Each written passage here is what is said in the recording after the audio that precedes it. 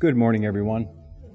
It is such a pleasure to be with you this morning and to share with you in this second service of Advent, the Advent of Peace.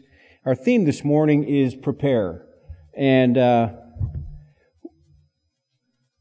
Dawn is going to share with us about prepare and the scripture from Luke chapter 3, verses 1 through 6. But this morning I want to share just a few words about the Advent of Peace as we begin and share and worship this morning. So I got a lesson this morning about peace. I came to church this morning thinking that everything was ready to go for church, and some of you are going to go, oh, he's going to talk about it.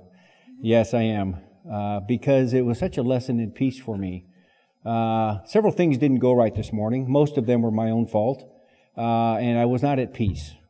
And Susie looked at me upstairs. She goes, Craig, it's okay. And then she gave me a hug. Actually, she gave me several hugs. And it gave me a new understanding and a real sense of peace. And it was like, I really appreciated that.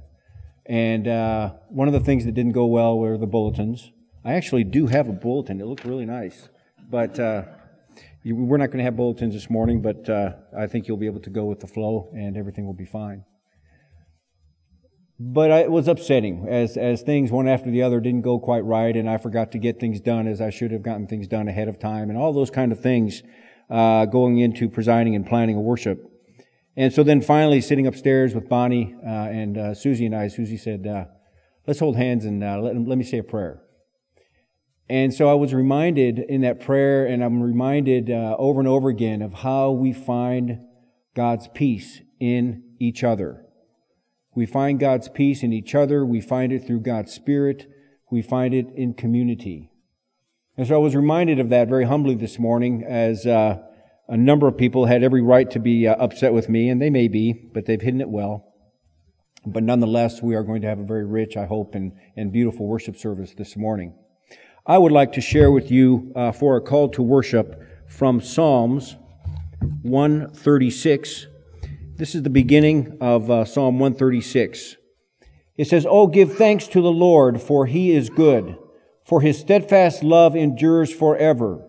Oh, give thanks to the God of gods, for His steadfast love endures forever. Oh, give thanks to the Lord of lords, who alone does great wonders, who by understanding made the heavens, who spread out the earth on the waters, who made the great lights, the sun to rule over the day, the moon and stars to rule over night. For His steadfast love endures forever."